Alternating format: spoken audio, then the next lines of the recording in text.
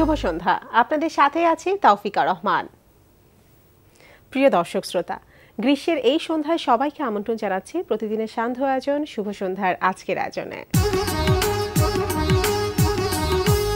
আজ শুভ সন্ধ্যায় থাকছে চলতে থাকা প্রদর্শনী এনটিভি হাইলাইটস এবং জনপ্রিয় সঙ্গীত শিল্পী কাজী শুভ সঙ্গে আলাপচারিতা।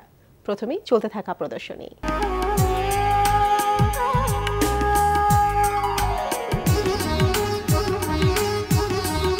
শুরুতেই জানিয়ে দিচ্ছি ঢাকার বিভিন্ন গ্যালারিতে চলতে থাকা চিত্রকলা প্রদর্শনীর সময়সূচি। গুলশান বেঙ্গল আর্ট লাউঞ্জে অনুষ্ঠিত হচ্ছে শিল্পী আনিসুজ্জামান সোহেলের একক চিত্রকলা প্রদর্শনী অন্তরঙ্গ ভয়। প্রদর্শনী প্রতিদিন দুপুর 12টা থেকে রাত 8টা, এই সময় চলবে 4 জুন পর্যন্ত। শুভ সন্ধ্যার এবারের আয়োজন হাত বাড়িয়ে দাও।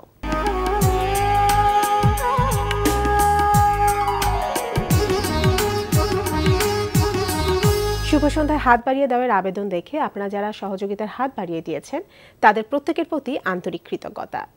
এবার জানিয়ে দিচ্ছি আমাদের কাছে পাঠানো একটি মানবিক সাহায্যের আবেদন।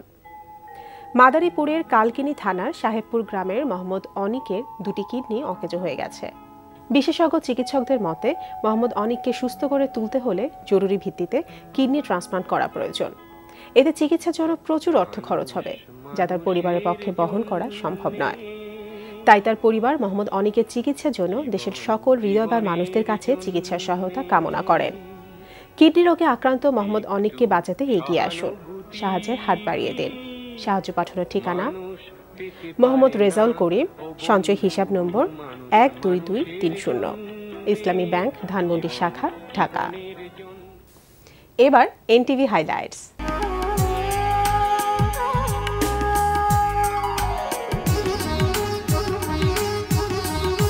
এবার জানিয়ে দিচ্ছি কি কি থাকছে এনটিভির রাতের অনুষ্ঠান মালায়। সন্ধ্যা 6:45 দেখবেন মোহাম্মদ নুরুজ্জামানের প্রযোজনায় চলচ্চিত্রের গান নিয়ে অনুষ্ঠান ফেয়ার অ্যান্ড লাভলি রূপালী পর্দার গান। আর নয় অজানা এ প্রেমের ঠিকানা, তবু বারে বারে বলতে ইচ্ছে হয় তোর নামে তোর নামে তোর নামেই লিখেছি হৃদয়ে। রাত 8:20 থাকছে লাকি ইনাম ও রিদি হকের রচনায় এবং রিদি হক ও কামরুজ্জামান রনির পরিচালনায় ধারাবাহিক নাটক শেষ বিকেলের গান। আসলে চেয়েছিলাম যেন এমনটাই হয়। শিরিন, জি একটু আমার পাশে এসে বসো। জি ঠিক।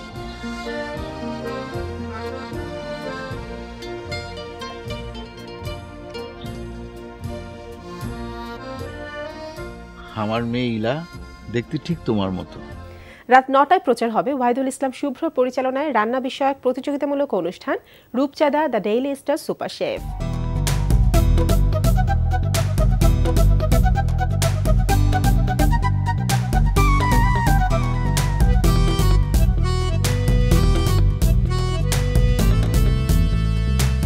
রাত 9:40 দেখবেন বিষয়ভিত্তিক ধারাবাহিক অনুষ্ঠান উদ্দীপন।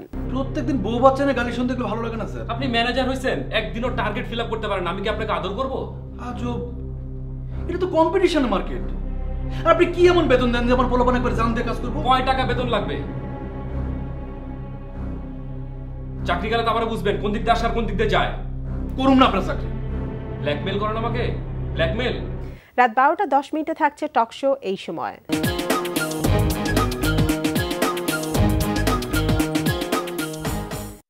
এই ছিল এনটিভি হাইলাইটস। এরপর আসছি আলাপচারিতায়।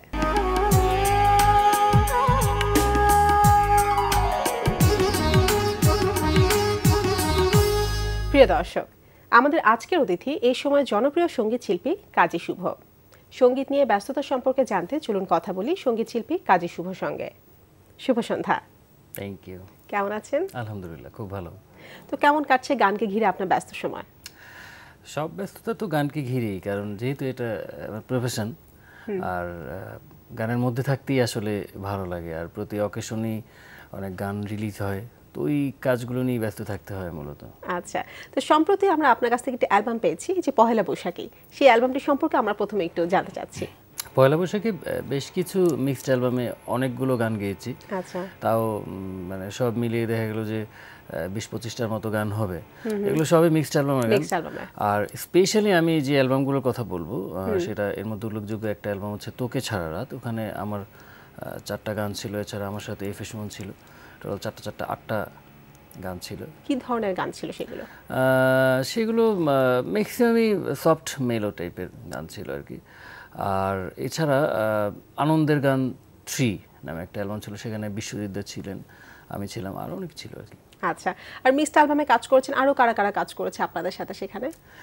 আসলে একটা মিক্সড অ্যালবামে যখন অনেক আর্টিস্ট থাকে সেখানে আসলে তো অনেকেই থাকে। যেমন আমি বললাম যে আমার সাথে সুমন ভাই, এটা মিক্সড অ্যালবামই বলতে গেলে 2 জনের মিক্সড অ্যালবাম। আর এছাড়া আনন্দের গানের কথা বললাম, সেখানে টোটাল 3 জন আর্টিস্ট। আবার কিছু অ্যালবাম আছে যেখানে দেখলো যে 8-9 জন আর্টিস্টও থাকেন। হ্যাঁ, সব মিলে নতুন পুরনো মিলিয়ে আর কি শিল্পীরা ছিলেন। আচ্ছা, তো আপনার কাছ থেকে আমরা একক অ্যালবাম পেয়েছি বেশ আগে, 2014-তে বলা যায়। হ্যাঁ, তো কোনো প্ল্যানিং কি এখন আছে একক অ্যালবাম করার? আসলে আমি এর আগে যতগুলো অ্যালবাম ছিল, আমার 3টা সোলো অ্যালবাম, প্রত্যেকটা অ্যালবামের মাঝখানে বেশ লম্বা একটা গ্যাপ নিয়ে আমি অ্যালবামগুলো ছেড়েছি। তো এখনো সব জায়গা থেকে আমাকে বলা হচ্ছে সোলো অ্যালবাম করার জন্য, কারণ অনেকদিন গ্যাপ হয়ে গেল। প্রোডাকশন হাউসগুলো তারাও বলছেন যে শুভ ভাই সোলো অ্যালবাম আমাদেরকে দেন, কিন্তু হয় কি যে অন্যান্য কাজের ব্যস্ততার কারণে মানে সোলো অ্যালবামটাকে ওইভাবে সময় দিতে পারছি না। কারণ সোলো অ্যালবাম তো অনেক সময়ের বা টাইমের ব্যাপার থাকে। আমার ক্ষেত্রে বেসিক্যালি আমি খুব তড়িঘড়ি করে, কারণ এটা স্পেশাল একটা বিষয়। আমার নিজের সোলো অ্যালবাম মানে অনেক দিন পরে একটা সোলো অ্যালবাম আসা মানে শ্রোতারা ওইভাবেই ওটার দিকে তাকিয়ে থাকেন যে কি হবে বা কি হতে যাচ্ছে। তো ওই চিন্তা থেকেই অ্যালবাম করার প্ল্যান করছে অনেকদিন যাবত, কিন্তু মানে ওইভাবে মনোনিবেশ করতে পারছি না। তবে একটা জিনিস কি, আমার সোলো অ্যালবামগুলোতে ফোক গানের একটা কালেকশন থাকেই সবসময়, 3টা সোলো অ্যালবামই ছিল। তো ওই গানগুলো শুনছি এবং গান বাছাইয়ের প্রাথমিক চিন্তা ভাবনাগুলো করছে যে কি টাইপের গান রাখা যায়, ওই চিন্তাগুলো এখন করছি। মানে প্ল্যানিং আছে, সেটা কাজ শুরু হচ্ছে। আচ্ছা, আমরা খুব শীঘ্রই একটা একক অ্যালবামও পেয়ে যাব আশা করা যায় ইনশাআল্লাহ। আমি আসলে কোনো টার্গেট নেই না কখনোই কোনো কাজের, কারণ টার্গেট নিয়ে কাজ করলে হয় কি দেখা গেলো একটা প্রেশার থাকে, তখন ওই কাজটা অনেক সময় ওই প্রেশারের কারণে দেখা গেলো তড়িঘড়ি করে কাজটার মানটা নষ্ট হয়। তো সেক্ষেত্রে আমার কথা হলো, আমি যখন কাজ শেষ হবে আমার সোলো অ্যালবামের ক্ষেত্রে ঠিক তখনই আমি মার্কেটে। আচ্ছা, তো সামনে তো ঈদ চলে আসছে, কেমন ব্যস্ততা? ঈদের কাজ কি শুরু হয়ে গিয়েছে? হ্যাঁ, এখন তো রোজারিদের কাজগুলোই করছি। এগুলো অলমোস্ট দেখা গেল যে অনেকগুলো প্রোডাকশন হাউসের থেকে অনেকগুলো কাজের কথা হয়েছিল এবং সেগুলো কিছু আছে, এর মধ্যে কিছু আছে যেগুলো পয়লা বৈশাখে আমি রিলিজ করতে পারিনি। সেই গানগুলো ফাইনালি এখন রোজারিদে এসে রিলিজ হবে।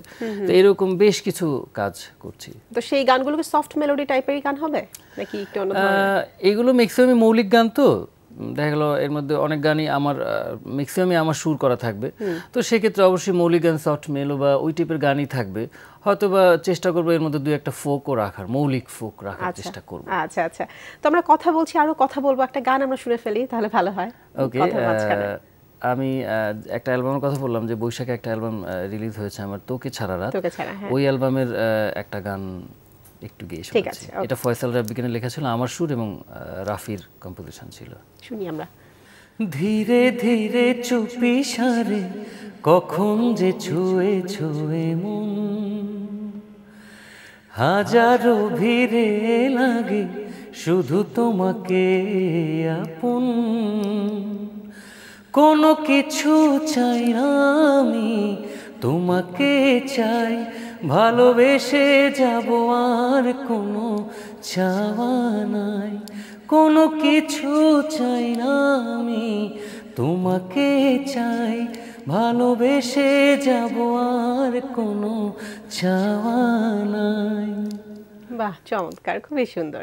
তো আপনার সব গানেরই মানে যত অ্যালবাম আছে সব গানের সুর কিন্তু আপনার করা বেশিরভাগই? না, ম্যাক্সিমাম দেখা যায় যে আমার অ্যারেঞ্জে যেগুলো থাকে যেগুলো, এটা তো আসলে ক্লায়েন্টের উপর ডিপেন্ড করে। দেখা গেলো যে কোনো প্রোডাকশন হাউস বলতে তো সবাই আপনার সুর আপনি আপনার মতো করে করেন, সেটা তখন আমি আমার মতো করে করি। আবার দেখা গেলো যে অন্যান্য মিউজিক ডিরেক্টর যারা আছেন তারা তাদের মতো করে গান তৈরি করছেন, আমি গান ভয়েস দিয়ে আসছি। আচ্ছা আচ্ছা, তো এই যে আপনার গানে যে সুরগুলো থাকে একটু অন্যরকম, মানে গতানুগতিক যেসব গানের সুর দেখছি তার থেকে ডিফারেন্ট, এর রহস্যটা আসলে কি? না, ডিফারেন্ট বলতে এরকম ওরকম স্পেশাল ডিফারেন্ট কিছু না। আমি আসলে চেষ্টা করি আমার মতো করে করার, কারণ আমি সত্যি বলতে কি আমি লাইক 80s-এর তখনকার যে গানগুলো হতো আমাদের পার্শ্ববর্তী দেশ ইন্ডিয়াতে, আমি উদিত নারায়ণ, কুমার শানু ওনাদের প্রচণ্ড রকম ভক্ত, তো সেই সময়ের গানগুলো আমি প্রচুর শুনতাম। তো ওই টাইপের একটা সুর আমার ভেতরে কাজ করে, স্বাভাবিক কারণে যে যে ঘরানার গান পছন্দ করবে বা যা সুরকারদের ক্ষেত্রে বা থাকে না কিছু ভালো লাগার বিষয়, ঠিক ওই টাইপের সুরগুলো তখন ভর করে। আচ্ছা, তো আমার কাছে মনে হয় যে আমি ওই টাইপের মধ্যেই এখনো আছি। তো মাঝে মধ্যে চেঞ্জ করি, কারণ অনেক সময় দেখা গেলো যে যারা সুর করেন মনের অজান্তেই দেখা গেলো যে অনেক সময় সিমিলার বা কাছাকাছি হয়ে যায়, তো চেষ্টা হ্যাঁ ওইটা অনেক সময়ই হয়, প্রায় এটা সবার ক্ষেত্রেই হয়, হওয়াটাই স্বাভাবিক। আর পছন্দের কিছু থাকলে সেটার কিছু কাজ তো আপনার আরেকটা নেক্সট কাজের প্রতি থাকবে, এটাই স্বাভাবিক। থাকবেই। দেখা গেলো যে আমার কোনো একটা কাজে প্রিভিয়াস কোনো কাজের সাথে দেখা গেলো যে আমার এই কাজটা মনের অজান্তেই দেখা গেলো যে অনেক সময় কাছাকাছি হয়ে যাচ্ছে, তো তখন চেঞ্জ করার চেষ্টা করি আসলে। আচ্ছা আচ্ছা, তো যেহেতু একটু আগের গানের কথা বলাই হলো যে আপনি আগের সেই গানগুলো খুব পছন্দ করতেন, শুনেন সবসময় মনের মধ্যে গেঁথে আছে, ছোটবেলা থেকেই তো শুনতাম। সাধারণত দেখা যায় যে আগে যেসব পুরনো গানগুলো ছিল সবার মনের মধ্যেই কিন্তু আমাদের গেঁথে আছে, কিছু গান আছে এখনো আমরা শুনি, এখন আমাদের কাছে ভালো লাগে, কিন্তু এই এখনকার সময় এসে বেশিরভাগ গানে কিছু গান আছে যে হয়তো কিছুদিন শোনার পর আরো অনেকে শুনছে না, সেই আগের মতো সবার মনে বেশি দিন কিন্তু গেঁথে থাকছে না। এটার পেছনে আসলে বলা মুশকিল। এই প্রশ্নের সম্মুখীন সবসময় হতে হচ্ছে যে আগের গানগুলোর স্থায়িত্ব বেশি, এখনকার গানের স্থায়িত্ব কম।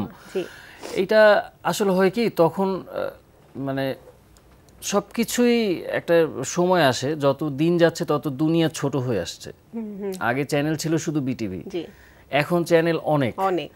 এখন আগে শিল্পী ছিল 10 জন, এখন শিল্পী কয়েক হাজার, তো কত কিছু শুনবে, শুধু দেশের গান না।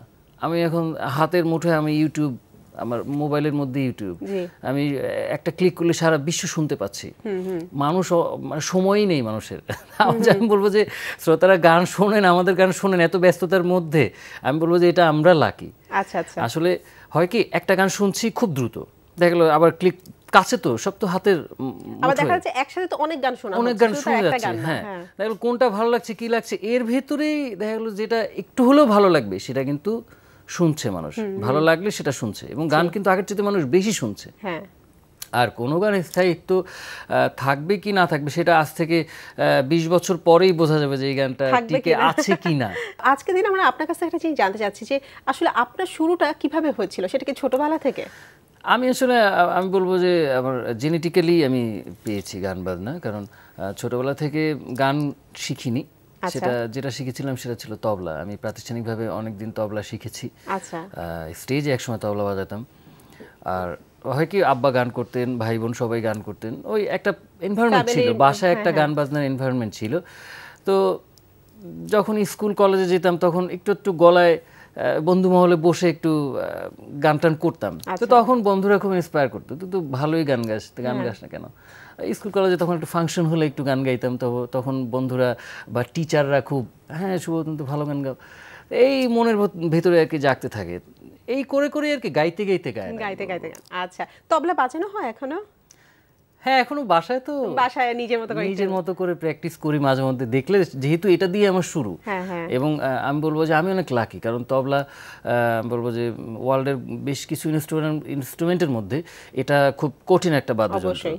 ভায়োলিন, তবলা এগুলো বেশ টাফ ইনস্ট্রুমেন্ট, সহজেই ধারণ করা যায় না এটা। আমি বলবো যে এটা আমি লাকি, এবং এটার জন্য আমি মানে একটা ইনস্ট্রুমেন্ট জানা কোনো মিউজিশিয়ানদের ক্ষেত্রে, একটা ইনস্ট্রুমেন্ট না, যে যারা বেসিক্যালি আমি বলবো যারা কম্পোজিশন করেন, মিউজিক ডিরেকশন দেয়, তাদের জন্য অনেকগুলো ইনস্ট্রুমেন্ট জানাটা খুব জরুরি, এবং এটা আমি বলবো আমার জন্য প্লাস পয়েন্ট, এবং তালের ক্ষেত্রে খুবই জরুরি তবলা। আচ্ছা আচ্ছা, তো কথা বলতে অনেক ভালো লাগছিল, আমরা সব শেষে চলে এসেছি। একটি গান আমরা এখন শুনবো, কোনটা পছন্দের একটি গান দিয়ে আমাদের অনুষ্ঠান শেষ করব? ওকে, আমি আমার প্রথম সোলো অ্যালবামের একটা গান গাচ্ছি, এটা টাইটেল হচ্ছে শোনাবো শুনশুনুক, এটা খালেক দেওয়ানের কথা ও সুর। হ্যাঁ, এটা দিয়ে আমি আসলে কাজী শুভ, আচ্ছা এটা রাফিন রুমির কম্পোজিশন। ঠিক আছে, আমরা শুনি সেটা। ও বুগো বো